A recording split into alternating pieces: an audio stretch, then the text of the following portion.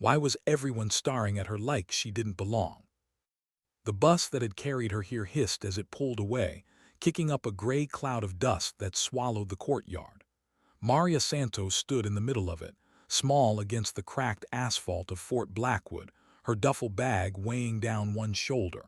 It wasn't just the gear that pressed heavy against her chest. It was the silence, the kind that told her she was already an outsider before she had taken a single step. 46 recruits in formation turned their heads toward her.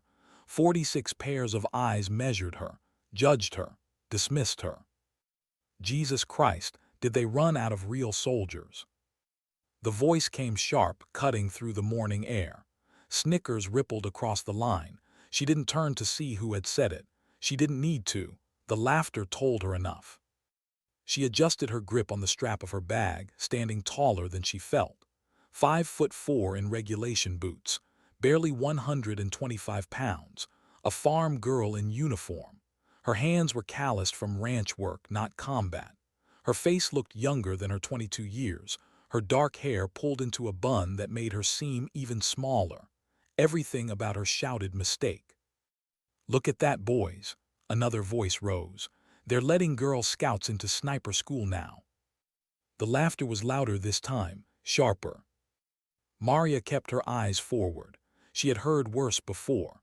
As a child, she was the only girl at her father's shooting competitions in rural Texas. The jokes then were easier to shake off. This wasn't a weekend tournament, though. This was her life. Her chance to honor her brother who had died in Afghanistan with a sniper rifle in his hands. "Santos." The bark of Sergeant Hayes cut through the air like gravel. His voice was as rough as his face, lined, weathered, unforgiving. "You're holding up my formation. Move your ass." Maria jogged into place, boots striking against concrete.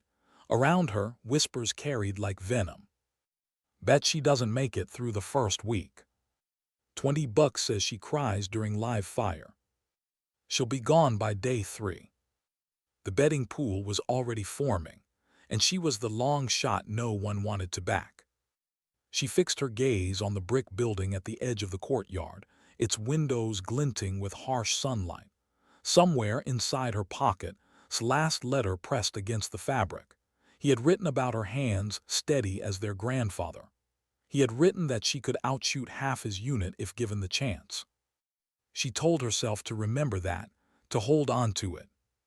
But then Hayes's voice thundered again. "Listen up, maggots. Welcome to hell. For the next 12 weeks I own you. Some of you think you're hot because you qualified expert marksman in basic. That means nothing here. This is where we separate the snipers from the wannabes." His gaze swept across the line. When it landed on Maria, it paused just long enough for her to feel the doubt, just long enough for everyone else to notice. "Some of you won't make it past the first week. Others will wash out when the pressure starts. And a few of you," his eyes lingered on her, a warning she felt deep in her chest. "A few of you never should have been here in the first place." The range stretched out before her like a desert of concrete and steel. Targets shimmered in the noon sun, their distances marked in numbers that seemed impossible. To her eye, 300 yards looked like 3 miles.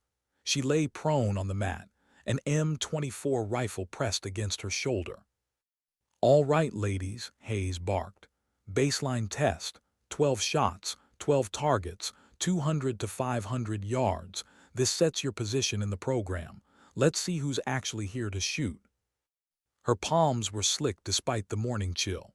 The rifle felt foreign, heavier than any hunting weapon she had handled at home. "Santos," Hayes growled, "you're up first." The smirks began instantly. "This should be good. Get your cameras ready, boys." Maria inhaled, chambered her first round. The metallic click echoed in the silence. She fixed her scope on the first target, 200 yards. Manageable. She found her breathing rhythm. Pause, squeeze. The shot rang out, wide. A voice jeered from behind. "Close one. Maybe try aiming at the target next time, sweetheart." Laughter cruel, brutal. Her face flushed. She loaded again, but her hands trembled now. Shot 2 clipped the edge. Shot 3 went wide. By 300 yards, her grouping looked like chaos, rounds scattering like desperate fragments of hope. "Jesus Christ, Santos," Hayes muttered, not bothering to lower his voice. "Did you even qualify in basic? This is embarrassing." Behind her, the laughter grew bolder. A recruit's voice mocked each miss. "There goes another one into orbit. Houston, we have a problem." Even some of the quieter recruits hid their grins. Shot after shot failed. When the ceasefire was called, her scorecard was a disaster. 2 hits out of 12. Barely enough for a carnival prize, not a sniper program. Her legs shook as she rose. Hayes's voice carried the final blow. "Santos, stay behind." The recruits filed past her, every one of them ready with a jab. "Better luck next time." Mess hall's hearing. $50 says she quits by week 2. Maria stood frozen, shame burning hotter than the sun overhead. That night she crept from her bunk at 4:30, unable to sleep, unable to live with the humiliation. The barracks were dark, silent, except for the sound of her boots on concrete. She made her way toward the equipment shed. If she could just practice, if she could just get better. But when her fingers reached for her rifle case, there was nothing, empty space. Looking for something. She turned, heart pounding. One of the quieter recruits leaned against the wall, his voice low. Saw Jackson and his crew head to the equipment room earlier.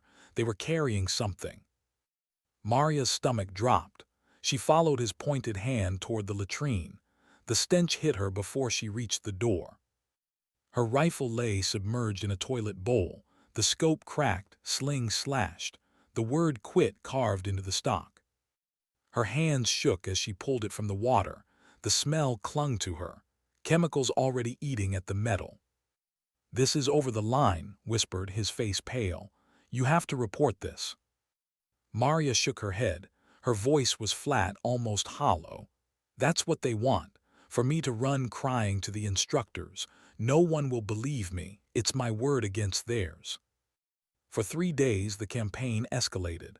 Her gear vanished. Her boots filled with shaving cream.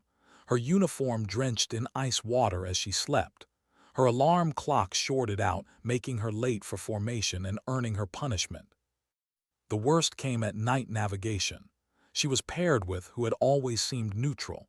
She thought maybe he'd play fair. "Checkpoint 3 should be right here," she whispered, compass steady in her hand. Shook his head. "Now it's this way, trust me." Doubt gnawed at her. He was experienced, top 10 in every navigation test. Against her better judgment, she followed. Hours later, they were lost. When search teams found them at dawn, admitted the truth. "Sorry, Santos," he muttered. "They told me to do it, nothing personal." The message was clear. They would use anyone to break her. That night, Maria sat on her bunk, staring at her phone. The noise of the barracks was distant, hollow.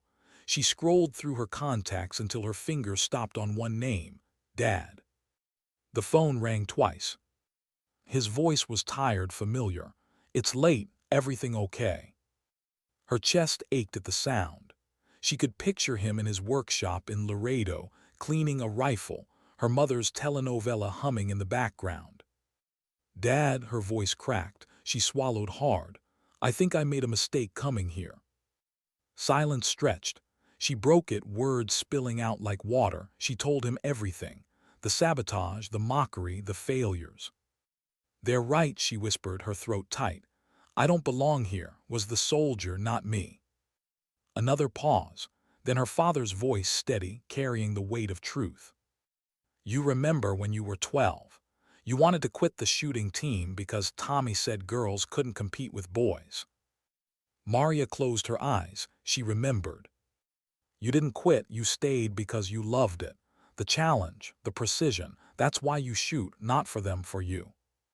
Her breath hitched. "This is different. These aren't kids. These are soldiers." "And that tells you everything you need to know about them," he said quietly. Strong people don't need to tear others down. Your brother saw something in you. Something even I didn't see until he was gone. He told me you could read patterns others missed, that you had a gift, but you're not using it. You're shooting angry to prove them wrong. That's why you're missing. Maria held the phone, her throat burning. His voice softened. Was proud of you. He asked me to remind you if he couldn't. Don't throw that away. Why did his words linger long after the call ended? Maria lay awake in the barracks, her father's voice echoing in her chest. You're not shooting to honor. You're shooting angry, to prove them wrong. The words cut deeper than the sabotage, deeper than the laughter, because they were true. When dawn broke, her hands felt heavy as she packed her gear.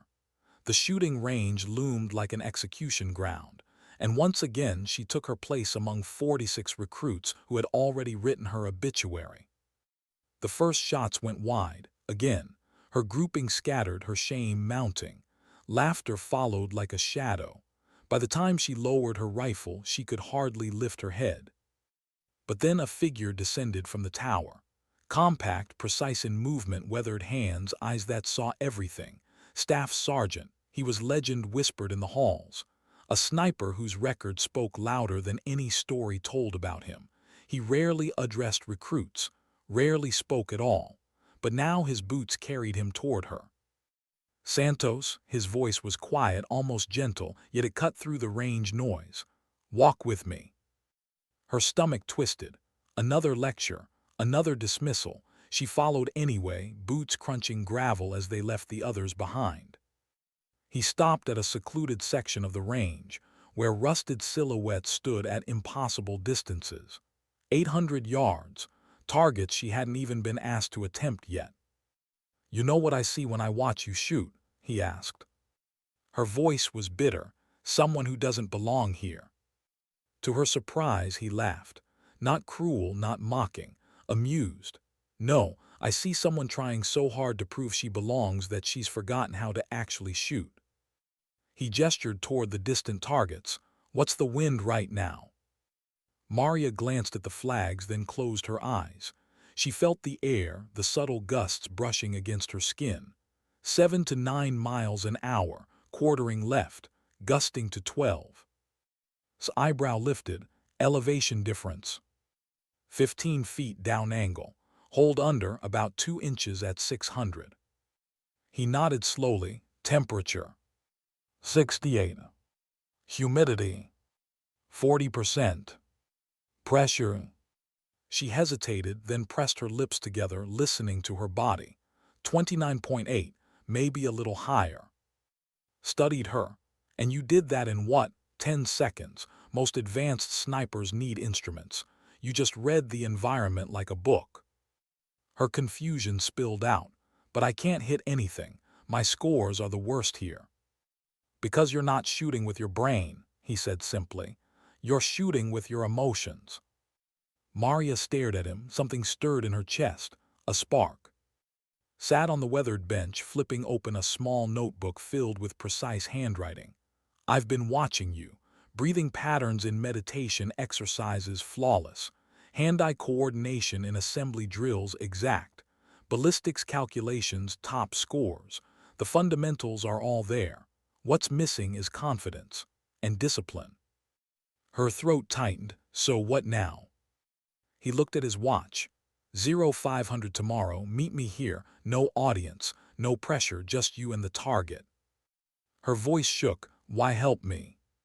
For the first time, his expression softened. Because 25 years ago, I was the only Asian recruit in my sniper class. Everyone expected me to fail. I know that look in your eyes, Santos. I've worn it myself. The next morning, she walked through pre-dawn darkness. For once, the range didn't feel like a place of shame. Was already there, steam rising from 2 cups of coffee waiting on the bench. Beside them, a selection of rifles she'd never seen before.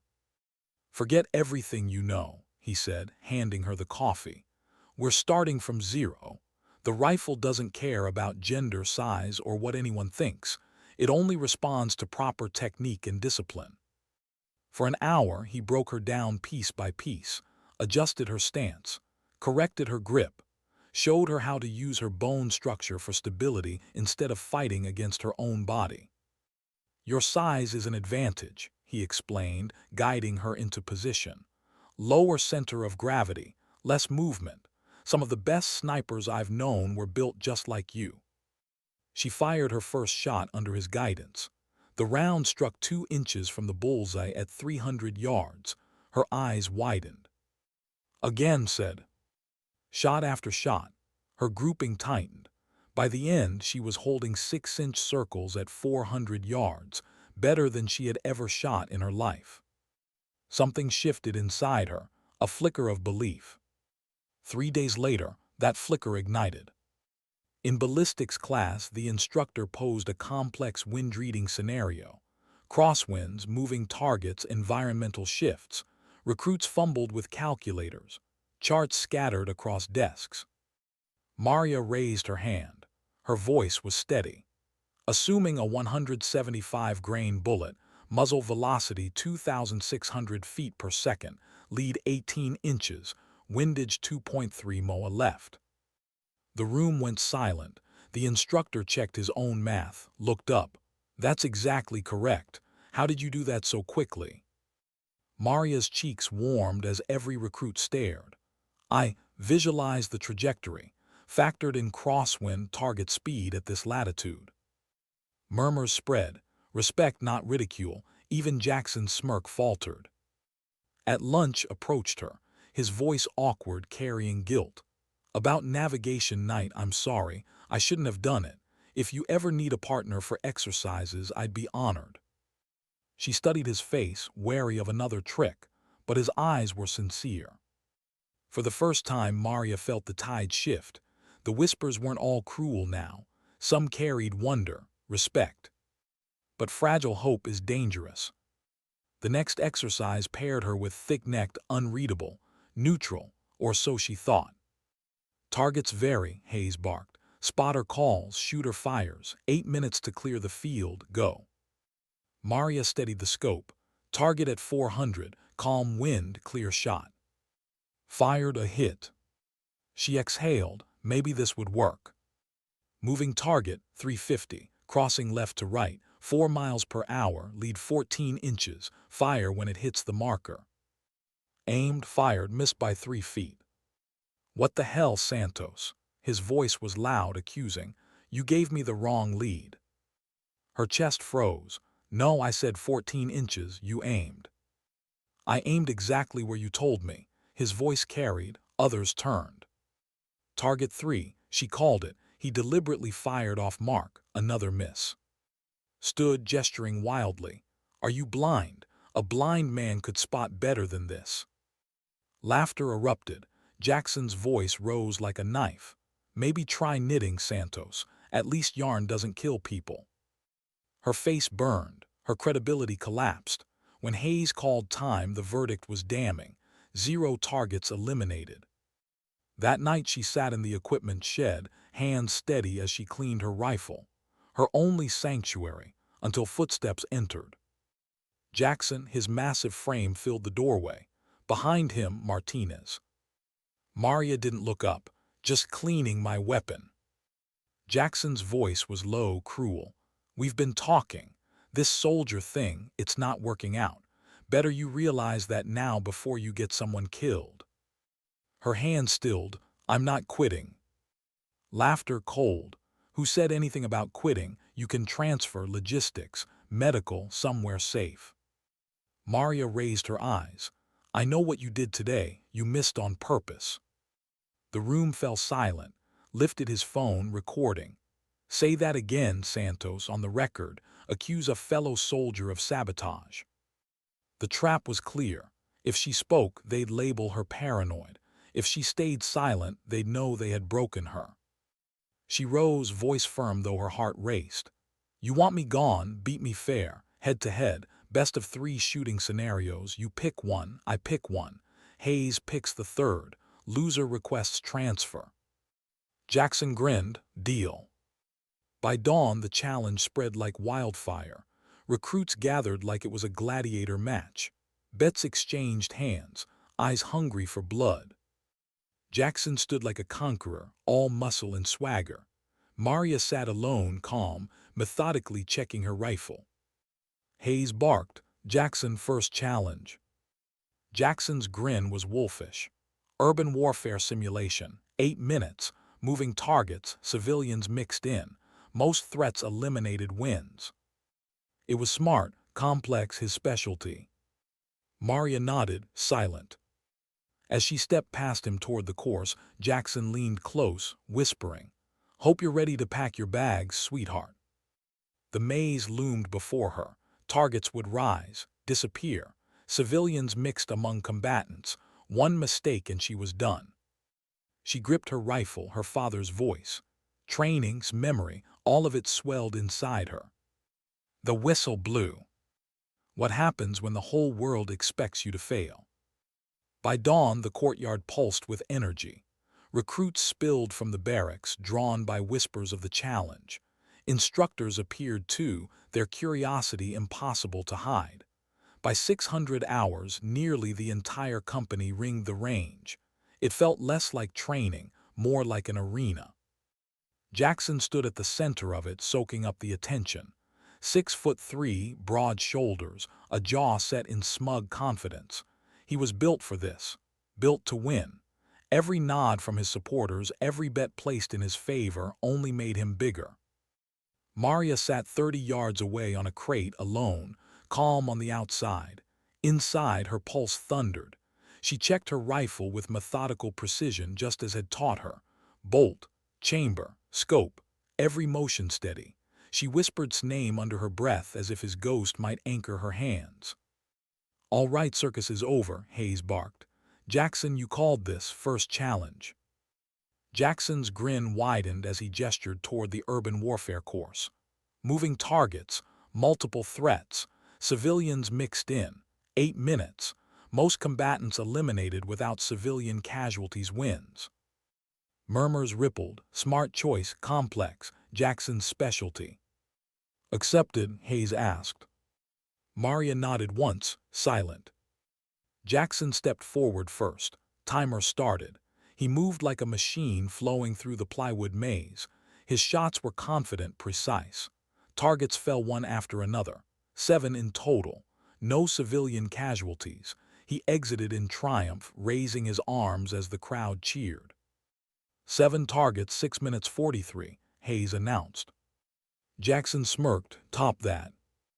Maria walked to the starting line. The course towered ahead, shadows and windows filled with danger. She adjusted her grip, 1 breath in, 1 breath out. The whistle blew. The first target popped up at 250, armed figure behind a car. Her rifle cracked. Down, 12 seconds. The second appeared in shadow, weapon or tool in its hands. Her instincts whispered weapon. Shot fired, hit. The crowd's noise dimmed, swallowed by her focus. By 4 minutes, 8 combatants were down. Not one mistake, not one hesitation. Her final shot came at 5 minutes 47. A narrow window, 500 yards, a hidden sniper. She took it clean. 9 targets, no civilian casualties. Time 5:47, Hayes called. His voice cracked with disbelief. The silence was deafening, then a whisper, "Holy shit." The weight of it spread like fire. Recruits who had mocked her now stared in shock. Instructors exchanged glances. Jackson's jaw clenched. She had beaten him. But victory was never safe. That night at 200 hours, the barracks door slammed open. Flashlights, voices barked. "Contraband inspection, move, move." Maria blinked against the harsh light, dragged from sleep. MPs stormed through bunks, opening lockers, tearing through gear. One stopped at hers. Hands moved with purpose, too purposeful. They dug under her folded shirts, reached straight for her pack. "What's this?" The MP held up a small bag. White powder glowed in the beam of his flashlight. "That's not mine." Maria's voice cut through the room. "I've never seen that before in my life." "They all say that," the sergeant replied coldly. Evidence bag snapped shut. "Santos, you're coming with us." She was cuffed, marched past rows of recruits. Whispers, smirks. Jackson's face stood out among them. He didn't even try to hide his smile. The next 6 hours blurred. Interrogation rooms, harsh lights. Questions repeated until her throat was raw, drug tests, statements. Her denial met with skeptical eyes. Why would anyone plant drugs on a failing recruit? What would be the point? By morning, her hope was hanging by a thread. And then a voice broke through. "I have evidence." The quiet recruit who had watched from the shadows for weeks. He stood at the MP station, clutching his phone with trembling hands. "Come with me," he told the investigators. "You need to hear this." Minutes later, Maria sat in a small conference room, pressed play on his phone. Jackson's voice filled the air. "Need to get rid of her permanently. The shooting thing didn't work, so we go nuclear. Plant some blow in her gear during the next inspection." Maria's chest tightened, relief, rage both at once. The investigators leaned forward, expressions hardening. When was this recorded? 2 days ago, after she beat him in the challenge. Swipe through photos, Jackson, and sneaking into the barracks at night. A shot of the very bag before it was planted. But it didn't end there. Williams, another recruit, stepped forward with a journal. Page after page of dates, times, incidents, sabotage, harassment, details written with lawyer-like precision. "My father always said if something seems wrong, document everything," he explained. Park, the tech-savvy one, added recovered messages, deleted texts outlining a timeline. Week 1, psychological pressure. Week 2, sabotage. Week 3, humiliation. Week 4, frame job. If that failed, they'd stage a breakdown. Maria listened, stunned. The cruelty wasn't random. It was systematic, organized, designed to break her piece by piece. Her voice was quiet. "Why now? Why not before?" His face burned with shame. "Because I was a coward. I thought if I stayed silent, they'd leave me alone. But this, planting evidence, I couldn't stay quiet anymore." Williams's eyes lowered. "My sister went through this in pilot training. Almost broke her. I swore I wouldn't stand by if I saw it happen again." Park's voice carried a different weight. "My grandmother survived the camps in World War II. She said the worst thing good people can do is nothing. I was dishonoring her by staying quiet." For the first time in weeks, Maria felt something stir that wasn't despair. It was fragile but real. Hope. 3 days later, the hearing convened. A packed room. Commander presiding. Jackson and his men sat at one table, stripped of their swagger. Evidence poured out. Audio, journals, photos, messages. Each piece hammered into place until the picture was undeniable. When Maria was called, she stood tall, her voice steady, recounting each moment with the same precision she used for ballistics. She didn't cry, she didn't plead, she simply told the truth. But it was Jackson's own recorded words that sealed his fate, his voice smug and damning. Verdicts came swift. Jackson dishonorably discharged, facing criminal charges. Martinez dismissed, careers broken. Maria sat in silence as the room emptied, and then one by one recruits who had mocked her came to her. Some apologized, some admitted shame, some simply said respect. Lingered, guilt heavy in his voice. "I don't deserve forgiveness, but what you did standing up to them, it took more courage than anything I've ever seen." For the first time since stepping off that bus, Maria felt it. Not just survival, not just defiance, belonging. But she knew the real test was still coming. In 72 hours, the final evaluation would begin. 12 targets, extreme distances, no excuses, one chance to prove she wasn't just a survivor but a sniper. And the record, 2 minutes 47 seconds, set by a Marine captain years ago. Could she break it? Could she silence every doubt once and for all? How do you prepare for a test designed to break you? 3 days, that's all she had. 3 days to face the challenge whispered about in every barracks, the gauntlet that separated names forgotten from names remembered. 12 targets, varying distances, moving, stationary, concealed. The kind of course that had shattered more careers than it had crowned. The record stood at 2 minutes, 47 seconds. A Marine captain, a legend. Few even attempted to beat it. Most prayed just to survive the course without disqualification. But Maria had no choice. This wasn't about a record. This was survival of a different kind, survival of identity, of dignity, of legacy. She rose each morning before dawn, meeting in the same quiet corner of the range. Their sessions had changed. Less about mechanics now, more about rhythm, flow, breathing. "Forget the clock," he told her as the horizon bled with early light. "When you're in the flow, time doesn't matter. The body moves faster than thought when the mind is clear." He made her rehearse shots without firing, visualization drills, eyes closed, rifle cradled. She would picture every target falling in sequence. Hear the shot, feel the recoil, smell the smoke, until her mind believed she had already completed the course 1,000 times. He taught her breathing borrowed from martial arts. Calm inhale, pause, release.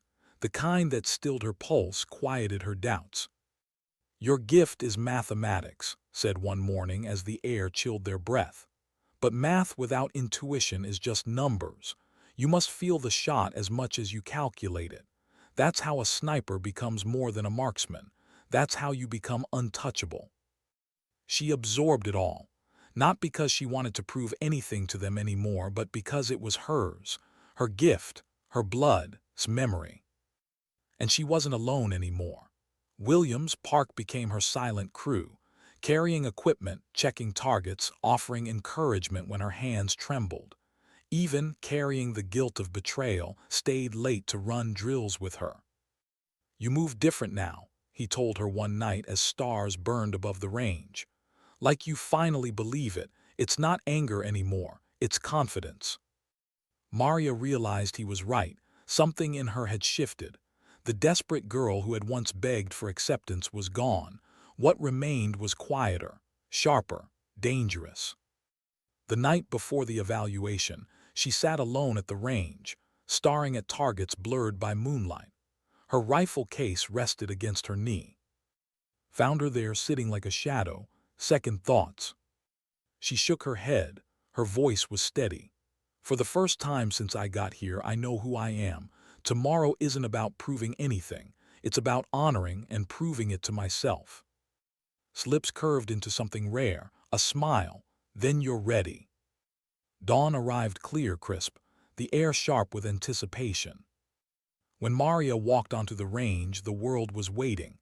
Not just her class, not just instructors. Word had spread. Administrative staff, other programs, even kitchen workers lined the observation rails. It felt like every eye at Fort Blackwood had come to see the girl who was supposed to fail. "Quite the audience," murmured as he helped her set up. "No pressure." Maria smiled faintly. "Funny thing is, I'm not nervous anymore." The course stood like a gauntlet, 12 targets, 200 to 800 yards, some hidden, some moving, each positioned to punish hesitation, each demanding perfection. Commander himself stood beside Hayes at the timing station. His voice carried. "Santos, record is 2 minutes 47. Miss a single target and you're disqualified. Do you understand?" Maria nodded, calm, steady. The crowd hushed. "Timer starts now." The world narrowed to her rifle and breath. Target 1, 400 yards, stationary, crosshairs found their mark, her breath stilled, trigger squeezed, down. Target 2, 350, moving left to right. Her mind calculated lead in a blink. Her body flowed into the shot, hit. Target 3, 200 yards, concealed behind cover. Window narrow, she caught it in rhythm, another shot, down. The crowd had fallen into silence. Only the crack of her rifle punctuated the air. By target 5, Maria was gone from herself. Not thinking, not doubting, flow. Her body and rifle fused into one. Target 8 was the monster. 600 yards, partially concealed, only visible through a fleeting gap. She tracked, trusted instinct, fired. The target dropped clean. Hayes's jaw tightened, leaned forward. Even instructors who had dismissed her now watched in stunned disbelief. She shifted positions like water, every movement efficient, exact. No wasted seconds. Target 11, 750 yards, small, unforgiving. Elevation, wind, drift. Her brain ran the math as her hands adjusted without pause. Her shot rang. The target fell. One left. Target 12, 800 yards, the longest, the hardest. Maria lowered into position. The world slowed. She felt beside her, her father's voice in her ear, quiet lessons in her breath. The crosshair steadied, her lungs stilled, a gentle squeeze. Crack! The target dropped. Time, Hayes shouted. 1 minute 43 seconds. The silence shattered. Applause thundered across the base, echoing like gunfire through the courtyard. Maria rose, rifle still warm in her hands. She had not just broken the record, she had destroyed it. Commander strode forward, eyes wide. In 30 years, I've never seen anything like that. Santos, you didn't just beat the record, you obliterated it. Hayes followed, his expression tight with shame. The same man who had doubted her now saluted. Santos, I owe you an apology. I was wrong. But the voices that mattered most were not the commanders or instructors. It was the recruits. Williams, Park, faces wet with pride. Stevens, who had once bet on her failure, stepped forward trembling. I stayed silent. I was a coward. But watching you today, you've shown us what real courage looks like. One by one they came, apologies, respect, admiration. Even who once led her astray, his voice was quiet. I don't deserve to say this, but I'm proud to have served with you. And then, his usually stoic face cracked with something unshakable. Pride. He placed a hand on her shoulder. Your brother would be proud, he said simply. Tears welled in her eyes. 5 words, enough to break her, enough to heal her. As the crowd roared, Maria understood something she hadn't before. It was never about silencing them, never about proving them wrong. It was about finding her own silence, her own strength. And in that silence, she had become something unbreakable. What does it feel like when the applause finally belongs to you? For hours after her final shot, Maria carried the sound with her. It clung to her uniform, followed her through the corridors, echoed in the mess hall. Not jeers, not whispers, not bets against her. Applause, respect.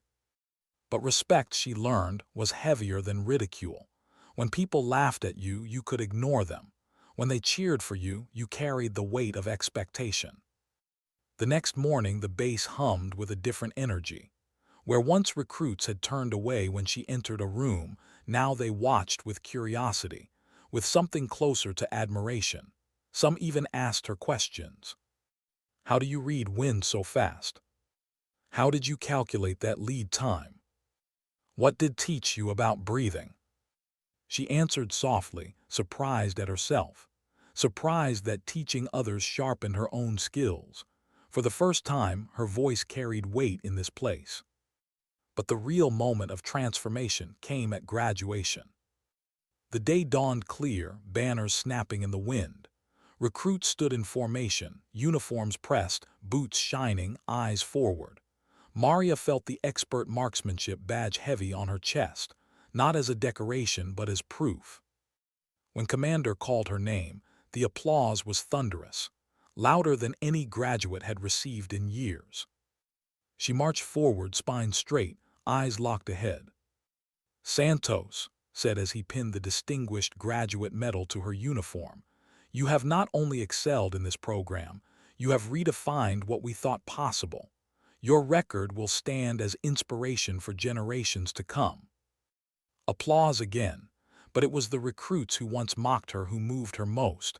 They stood, every one of them, a standing ovation from men who had bet against her. Maria's chest tightened. The The girl who had stepped off the bus 3 months ago would never have believed this moment could exist.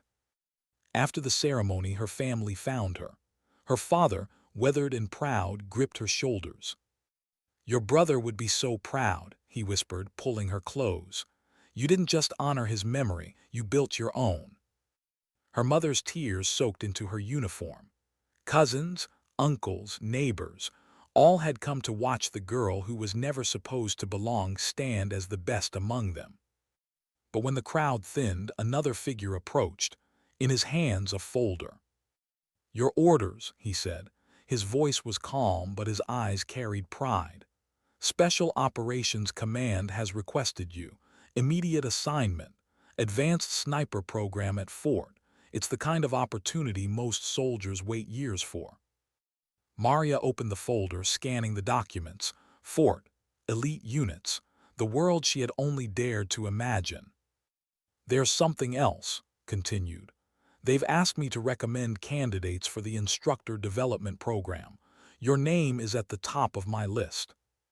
Maria blinked. Instructor, teaching the next generation, passing on what she had fought to learn. The thought unsettled her, and yet it stirred something deeper: responsibility.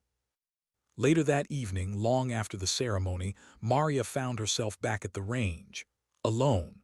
The targets stood silent in the distance. No longer threats, no longer reminders of failure, just markers on a path she had walked. She lowered herself onto the bench, the same one where had first spoken to her. The silence pressed against her, but it no longer felt heavy. Footsteps approached. Williams, Park, her allies. They sat with her in the dark, the four of them bound by what they had endured together. "So," asked softly, "what's next for the record holder?" Maria smiled faintly. "Special ops, maybe deployments, maybe one day instructor duty." They sat in silence, the kind that didn't need filling. And then she said something she hadn't expected. "But before any of that, I want to make sure the next class gets a fair shot. No sabotage, no poison in the air. If I can change that for just one recruit, it'll mean more than any medal." Nodded, Williams wiped at his eyes. Park stared at the ground, his voice low. "That's exactly why you'll be remembered." Maria said nothing more. She just looked at the targets. 2 weeks from now, another bus would arrive. Nervous faces would press against glass. Among them, another girl would step off.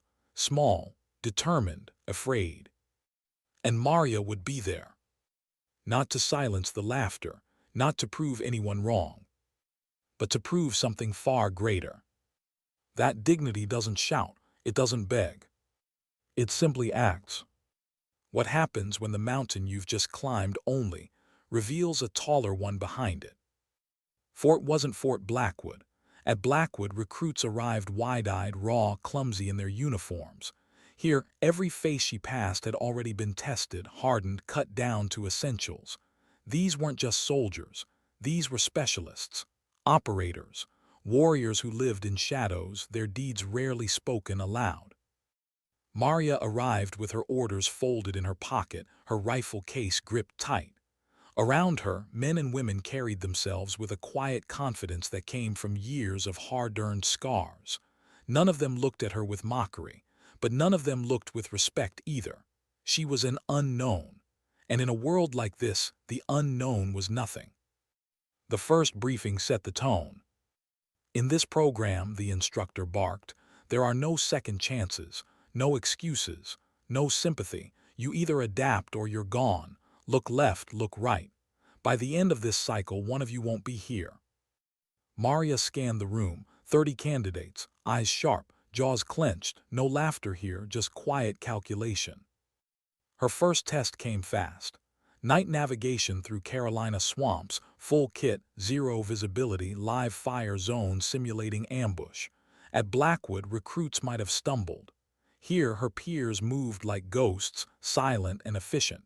She fought to keep up, mud dragging at her boots, humidity pressing against her lungs. Halfway through, she slipped. A root caught her foot and she went down hard into the muck. Her rifle sank half an inch into the swamp water. By the time she scrambled up, 2 operators had already passed her, moving fluidly into the trees. A voice in her head whispered the old refrain, "You don't belong here." But then another voice echoed deeper, "The rifle doesn't care about your doubts, only discipline." She pressed forward, mud clinging, lungs burning. She finished in the lower half, but she finished. And in this place, finishing still mattered. The days blurred into one another.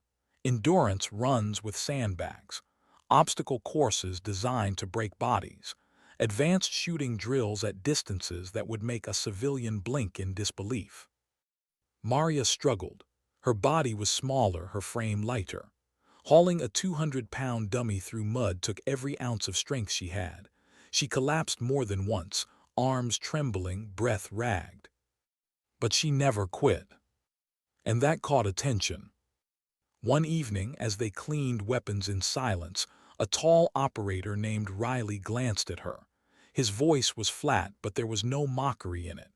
"You're tougher than you look." Maria didn't look up from her rifle. "Or maybe I just refuse to quit." He gave a small grunt, approval in its own way. The shooting tests were where she found her footing. Unlike the others, she didn't rush calculations. She didn't need to. Wind, humidity, pressure, she read them instinctively now. She saw the environment like music on a page. During one drill, candidates were ordered to eliminate 6 targets at distances up to 900 yards, rotating firing positions every shot. Most struggled with the transitions, burning precious seconds. Maria flowed. Prone, crack, down. Kneel, adjust, crack, down. Standing, crack, down. By the end, she had cleared every target in 1 minute, 23 seconds. The instructors exchanged glances. Riley muttered, "Damn." But skill wasn't enough here. Special operations wasn't just about shooting. It was about surviving in chaos. The worst test came during the kill house drills. Operators were sent into a structure with live fire simulations, pop-up targets, flashing lights, sirens blaring. It was meant to overwhelm. Maria entered steady, rifle up. The first targets dropped clean. Left, right, center, precision under pressure.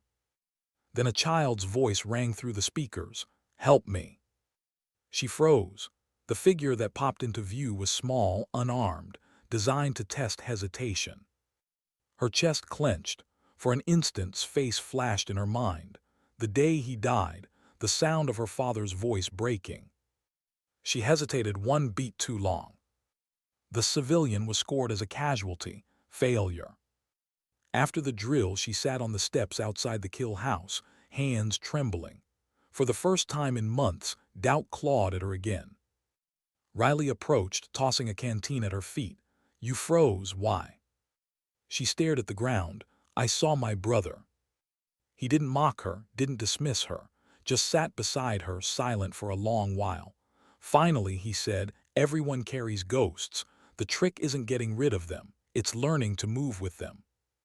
His words settled in her chest like stones, heavy but true. She trained harder after that, not just her body, her mind. She replayed the hesitation over and over, forcing herself to confront it. She meditated longer at night, wrote letters to she would never send. Slowly, the memory lost its power to freeze her. It became something else. Fuel. Weeks passed. Maria's name rose on the rankings, quietly at first, then undeniably. She wasn't the fastest in runs, not the strongest in carries, but her endurance was unmatched, her accuracy unshakable, her will unbreakable. On the final evaluation at Fort, they staged an impossible scenario. 12-hour endurance march through swamp and hills, followed by a live fire course at night, no rest, no warning. By hour 9, soldiers collapsed in mud, muscles seizing, lungs failing. Maria kept moving. Her legs shook, her body screamed, but she kept moving. When the shooting began, others missed, exhaustion pulling their hands off target. Maria steadied her breath. 1 shot, 2, 3, each found its mark. When it was over, she was one of only 8 to finish. Commander Blake, the overseer, addressed them the next day. You've completed one of the hardest courses this military offers, and some of you didn't just complete it, you defined it. Santos, your resilience under exhaustion is extraordinary. Maria stood, sweat still drying on her skin, her uniform caked in dirt, but her eyes were clear. She had survived Blackwood, she had survived. And yet she knew. The real test was still waiting, out there, beyond the training grounds. The battlefield. What happens when the practice target turns into a living face? The desert air was hotter than Maria had imagined. Heat shimmered off the rooftops of a crumbling town, dust hanging in the wind like smoke. She lay prone on a rooftop, her rifle steady, her eye pressed to the scope. This was Blackwood. This wasn't. This was Afghanistan, a forward operating base under threat. Her first mission. She felt every detail, the rough concrete under her elbows, the smell of sand and sweat, the steady hum of radio chatter in her earpiece. Her spotter, Riley, lay beside her, calm as stone. Target sector northeast, he murmured. 2 rooftops, possible movement. Maria scanned, breath even. Through the scope, shadows shifted. A curtain fluttered. A figure leaned into view, something heavy on his shoulder. RPG. Her heart lurched. This was it, her first real shot. Time slowed. Training surged through her veins. Wind, distance, elevation. She felt it all. The man's finger tightened on his trigger. Crack. Her round struck clean. The figure fell.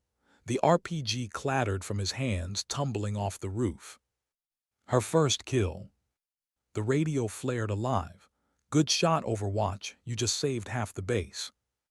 But Maria's chest was tight. She lowered her head into her arm just for a second, because saving lives and taking one weren't the same thing.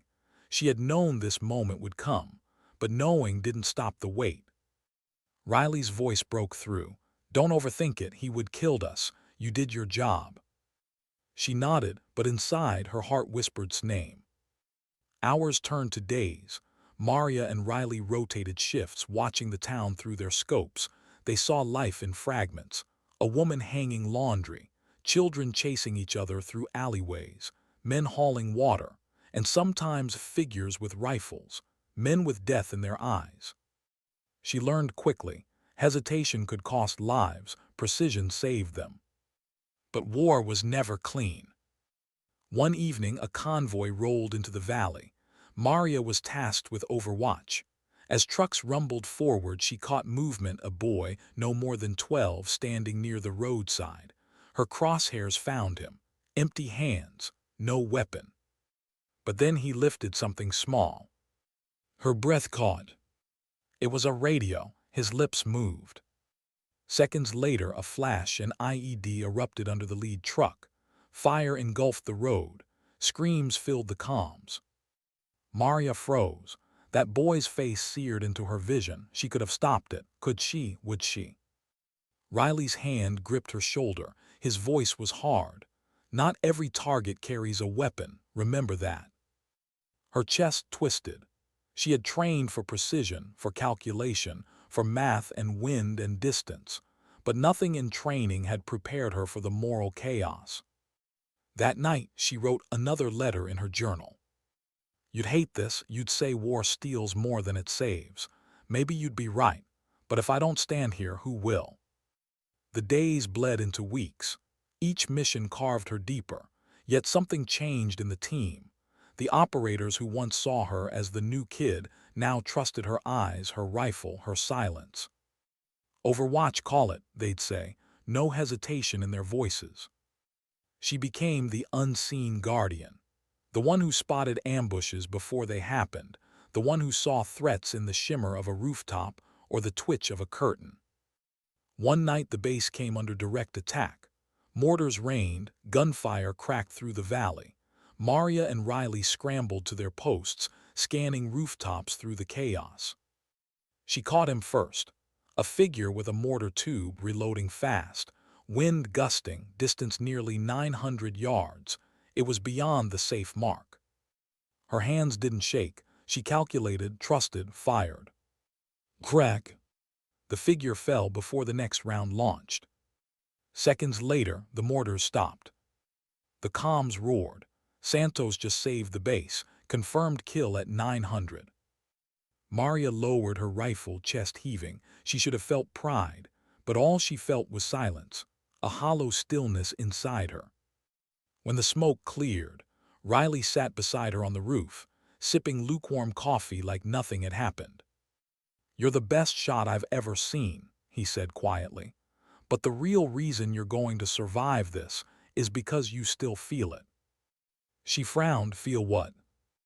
"The weight, the cost, the ghosts. Most guys out here bury it, drink it away, numb themselves until there's nothing left. But you still care. That's what'll keep you human." Maria turned her eyes back to the valley. Lights flickered below. Somewhere in those shadows, more men were planning, hiding, waiting. But she understood now. Her fight wasn't just against them. It was against the silence that war tried to carve into her. She would carry the ghosts, and she would keep shooting anyway. Because sometimes the only way to honor life was to take it. How do you measure a life lived between silence and gunfire? By the time Maria's deployment neared its end, weeks had blurred into months. The desert had etched itself into her, in her skin, in her eyes, in the way she moved with quiet vigilance even off the rooftop. She had become the soldier others relied on without question. Overwatch, silent guardian, they called her name with trust, not doubt. And yet at night, when the valley fell into uneasy stillness, the ghosts came. The boy with the radio, the man with the mortar, the first face through her scope. Each one lingered not as enemies but as fragments of a truth she couldn't escape. War was never clean. Riley noticed. He always did. "You dream too loud," he murmured one night when they shared coffee on the roof, stars heavy above them. She didn't answer, but her silence said enough. "You know what told me before I deployed?" Riley asked. He said the hardest thing isn't surviving the mission, it's surviving yourself after it. Maria finally looked at him. "How do you do it?" He shrugged. I just carry it, one day at a time." His words weren't comforting, but they were true. The mission that defined her came near the end. Intelligence reported an enemy commander moving through a village. High value. Dozens of lives saved if eliminated. Maria and Riley were tasked with overwatch, hidden on a ridge at dawn. Through her scope she saw him emerge, surrounded by armed men, laughing, confident, untouchable. Her finger rested on the trigger, but her eyes caught something else, a child clinging to the man's robe, his daughter perhaps. Her breath caught. One pull and both might fall. The math was perfect, the wind steady, but her heart faltered. His voice whispered in memory, "Don't let them turn you into someone you're not." Her finger hovered. Riley's voice broke in, "Take the shot now." She exhaled, moved her crosshairs half an inch, adjusted for separation. Crack. The commander fell. The child stumbled back, screaming but alive. The radio exploded with relief. Mission accomplished. But Maria lowered her rifle with trembling hands, not because she had succeeded, but because for the first time she had chosen, not just to kill, but to spare. When her deployment ended, the return home was quiet. No parades, no cheering crowds, just a bus pulling into base, boots hitting pavement, duffels slung over shoulders. Her father was there, older, more fragile, but when he embraced her she felt his strength. "You've carried more than I ever asked you to," he whispered, "and you carried it with dignity." She didn't tell him about the ghosts, the faces, the dreams. She didn't have to. He saw them in her eyes. Weeks later she stood at a training field stateside. A new class of recruits gathered, young and uncertain. Among them, a girl no taller than Maria had been her first day. Shoulders tense, eyes defiant, jaw set against the storm already forming around her. Maria stepped forward, not with a speech, not with promises. She simply stood where the girl could see her, rifle slung, badge glinting, silent proof that survival was possible. The girl's eyes softened for a moment, just enough. That night Maria returned to the range alone. Targets gleamed under floodlights, waiting. She lowered into position, cradled her rifle, and closed her eyes. She saw not in death but laughing again. She heard his voice, Riley's, her father's, all the lessons layered inside her chest. She opened her eyes, breathed, fired. The target fell. And in that silence after the shot, she understood. Her life would never be free of ghosts, but perhaps that was the point. They weren't weights to crush her. They were reminders that every pull of the trigger carried consequence, that dignity wasn't in medals or applause or even in breaking records. It was in the choices made when no one was watching. Sometimes dignity doesn't speak. It simply acts.